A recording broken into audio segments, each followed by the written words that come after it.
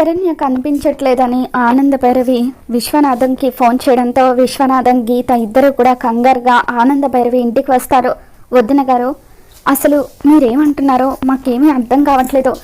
దర్శన్ శరణ్య ఇద్దరు కలిసే కదా హనీమూన్కి వెళ్ళారు. మరి దర్శన్ మాత్రమే తిరిగి వచ్చినప్పుడు శరణ్య ఎందుకు తిరిగి రాలేదని చెప్పి విశ్వనాథం వాళ్ళు కంగారు పడిపోతూ ఉంటారు. అదే అన్నయ్య గారు, నాకు కూడా అర్థం కావట్లేదు అని చెప్పి ఆనంద భైరవి అంటూ ఉంటుంది. ఇక విశ్వనాథం దర్శన్ దగ్గరికి వెళ్ళి, బాబు దర్శన్, దయచేసి మా కూతురికి నీకు మధ్య ఏదైనా గొడవ జరిగిందేమో చెప్పు బాబు అని విశ్వనాథం అడుగుతూ ఉంటే, అప్పుడు దర్శన్, మీ కూతురికి ప్రతిసారి అలవాటే కదా చెప్పా పెట్టకుండా వెళ్ళిపోవడం. గతంలో నా గురించి లెటర్లో రాసి పెట్టి వెళ్ళిపోయింది, అలాగే ఇప్పుడు కూడా నాకు చెప్పకుండా వెళ్ళిపోయిందని దర్శన్ అంటూ ఉంటాడు. బాబు, మా అమ్మాయి ఎట్టి పరిస్థితుల్లోనూ అటువంటి పని చేయదు.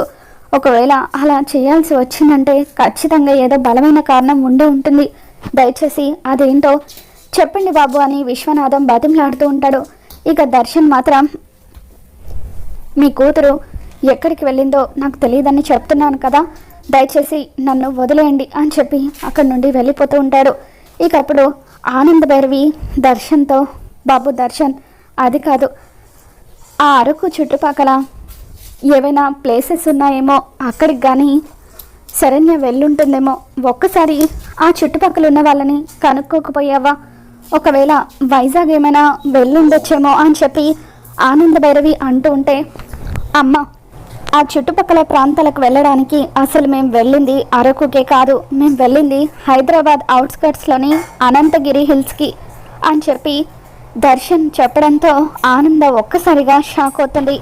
దర్శన్ అలా మాట్లాడడంతో విశ్వనాథం ఎంతో కోపంగా, నా కూతుర్ని ఎవరు వెతక పెట్టాల్సిన అవసరం లేదు, నేను నా కూతుర్ని వెతుక్కుంటాను అని చెప్పి కన్నీళ్లతో అక్కడి నుండి బయలుదేరి వెళ్తూ ఉంటే, ఆగండి అన్నయ్య గారు, నేను కూడా వస్తాను. శరణ్య గురించి మీరు ఏమీ కంగారు పడకండి, శరణ్యను క్షేమంగా తీసుకువచ్చే బాధ్యత నాది అని చెప్పి ఆనంద విశ్వనాథంకి మాటిస్తుంది. పిన్ని, నేను కూడా మీతో పాటు వస్తాను అని చెప్పి రోహిత్ కూడా వెనకాలే బయలుదేరి వెళ్తూ ఉంటాడు. ఇక ఇదంతా చూస్తున్న అనన్య, వెళ్ళండి వెళ్ళండి, మీరు వెళ్ళేసరికి ఆ శరణ్య ప్రాణాలతో ఉండాలి కదా, మీకు దొరికేది దాని శవమే అని చెప్పి చాలా హ్యాపీగా ఫీల్ అవుతూ ఉంటుంది. విశ్వనాథం, ఆనంద వీళ్ళందరూ కూడా శరణ్య కోసం అన్ని చోట్ల కూడా వెతుకుతూ ఉంటారు. ఇక అక్కడ చుట్టుపక్కల కనిపించిన వారికల్లా శరణ్య ఫోటో చూపెట్టి, ఈ ఫోటోలో అమ్మాయి మీకు ఎక్కడైనా కనిపించిందా అని చెప్పి ఆనంద అడుగుతూ ఉంటే, లేదండి, మేము ఎక్కడా చూడలేదు అని చెప్పి వాళ్ళు సమాధానం ఇస్తూ ఉంటే, ఇక ఆనంద ఎంతగానో కంగారు పడుతూ అలా శరణ్య కోసం వెతుకుతూ ఉంటుంది. మరో పక్క ఆనందకు అనన్య మీద నెమ్మదిగా అనుమానం మొదలవుతుంది. లహరి విషయంలో ఏం చేయలేకపోయానని చెప్పి, ఒకవేళ శరణ్య విషయంలో కానీ అనన్య ఏమైనా చేసి ఉంటుందా అని చెప్పి ఆనందకు డౌట్ వస్తుంది. ఇక వెంటనే అనన్యను నిలదీయడం కోసం అని చెప్పి ఇంటికి తిరిగి వస్తుంది. ఆనంద, శరణ్య గురించి ఏమైనా తెలిసిందా అని చెప్పి లీలావతి అడుగుతుంటే, అప్పుడు ఆనంద, లేదక్క, ఏమీ తెలియలేదు అని చెప్పి, అనన్య, నీతో కొంచెం మాట్లాడాలి, చిన్నప్పటి నుండి శరణ్య నువ్వు కలిసే పెరిగారు కదా, మీ ఇద్దరికి కామన్ ఫ్రెండ్స్ కూడా ఉండే ఉంటారు కదా అని చెప్పి అలా అనన్యను గదిలోకి తీసుకొని వెళ్తుంది. తర్వాత ఆనంద అనన్య 2 చెంపలు కూడా వాయిస్తూ, నా కోడలు ఏమైంది, మర్యాదగా నిజం చెప్పు, నా కోడలి విషయంలో నీ కుట్ర ఉందని నాకు తెలుసు, మర్యాదగా నిజం చెబుతావా లేదంటే చంపేమంటావా అని ఆనంద బెదిరిస్తూ ఉంటుంది. అత్తయ్య గారు, మీరేం మాట్లాడుతున్నారో మీకైనా అర్థమవుతుందా? అసలు దర్శన్ వాళ్ళు హనీమూన్కి వెళ్తే నేనేం చేయగలుగుతాను? అది కాకుండా వాళ్ళు ముందుగా మీరు ప్లాన్ చేసినట్టు వైజాగ్ వెళ్లకుండా అనంతగిరి హిల్స్కి వెళ్ళారు, అక్కడికి వెళ్తారన్న విషయం కూడా నాకు తెలీదు, అటువంటి అప్పుడు నేనేం చేయగలుగుతాను అని చెప్పి అనన్య అంటూ ఉంటే, ఏమీ తెలియని అమాయకురాల్లాగా నటించకే, ఆ సమీరతో చేతులు కలిపి నువ్వే నా కోడల్ని ఏదో చేసుంటావని నాకు అనుమానంగా ఉంది, గతంలో కూడా ఇలాగే నువ్వు ఆ సమీరతో కలిసి నా కొడుకు కోడల్ని విడదీయడానికి ఎన్నో కుట్రలు చేశావు, ఇప్పుడు కానీ నువ్వు నిజాన్ని బయట పెట్టకపోతే ఇప్పుడు నిన్ను చంపేస్తాను అంటూ అనన్య గొంతు పట్టుకుంటుంది. అలా అనన్య గొంతు పట్టుకోవడంతో భయపడిపోయిన అనన్య, వద్దు, నన్ను చంపొద్దు, నాకు ఎటువంటి సంబంధం లేదు, చేసిందంతా ఆ సమీర్ అనే చేసింది, రౌడీల చేత శరణ్యని కిడ్నాప్ చేయించింది అని చెప్పి అనన్య నిజం చెప్పడంతో ఇక వెంటనే ఆనంద ఎక్కడ దాచిపెట్టిందని అడుగుతూ ఉంటే అదంతా నాకు తెలియదు అత్తయ్య గారు, కిడ్నాప్ చేయించేంత వరకు మాత్రమే నాకు తెలుసు అని చెప్పి అనన్య నిజం చెప్పేస్తుంది. దాంతో ఆనంద కిడ్నాప్ చేశారంటే శరణ్యను ఏం చేస్తారో ఏంటో, ఈ టైంలో పోలీసులను కాంటాక్ట్ అవ్వడం బెటర్ అనుకొని వెంటనే తనకు తెలిసిన ఇన్స్పెక్టర్కి ఫోన్ చేస్తుంది. ఇన్స్పెక్టర్ గారు, మీ హెల్ప్ మాకు కావాలి, మా కోడల్ని రౌడీలు కిడ్నాప్ చేశారు, ఎలాగైనా సరే తను ఎక్కడుందో వెతికి పట్టుకోవాలని చెప్పి ఆనంద అంటూ ఉంటుంది. ఇక అలా ఆనంద పోలీసులను తీసుకొని బయలుదేరి వెళ్తూ ఉంటే మరో పక్క రోహిత్ కూడా శరణ్య కోసం వెతుకుతూ ఒక బిల్డింగ్ దగ్గరికి వెళ్తాడు. ఇక ఆ ఇంట్లోనే శరణ్యని రౌడీలు బంధిస్తారు.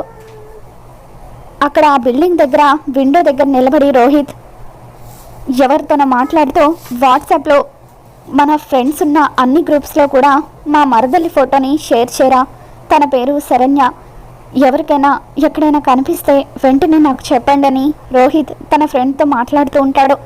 ఇక కిటికీలో నుండి శరణ్య రోహిత్ని చూసి ఆనందంతో బావగారు నన్ను వెతుక్కుంటూనే వచ్చినట్టున్నారు అని చెప్పి, బావగారు నేను శరణ్యని ఇక్కడున్నాను, నన్ను రౌడీలో కిడ్నాప్ చేశారు అని చెప్పి అరుస్తూ ఉంటుంది. ఇదేంటి శరణ్య వాయిస్ లాగా వినిపించింది అని చెప్పి రోహిత్ ఆ చుట్టుపక్కల అంతా కూడా చూస్తూ ఉంటాడు. ఇక శరణ్య అలా అరవడం రౌడీలు వినేసి శరణ్యను బలవంతంగా లాక్కుపోతూ ఉంటారు. రోహిత్కి అదే బిల్డింగ్లో శరణ్య ఉందేమోనని అనుమానం కలుగుతూ ఉంటుంది. ఇంతలో ఆనంద రోహిత్కి ఫోన్ చేస్తూ ఉంటుంది. రోహిత్ శరణ్య గురించి ఏమైనా తెలిసిందా అని చెప్పి అంటూ ఉంటే, పిన్ని నేను ఇప్పుడే ఒక బిల్డింగ్ దగ్గరికి వచ్చాను, ఆ బిల్డింగ్లో నుండి నాకు శరణ్య అరుపులు వినిపించాయి, కానీ తను కాదు కన్ఫర్మ్ కాదు అని చెప్పి అంటూ ఉంటే, ఆ లొకేషన్ నాకు అర్జెంటుగా పంపించు రోహిత్ అని చెప్పి ఆనంద అంటూ ఉంటుంది. రోహిత్ ఆనందకి లొకేషన్ని షేర్ చేస్తాడు.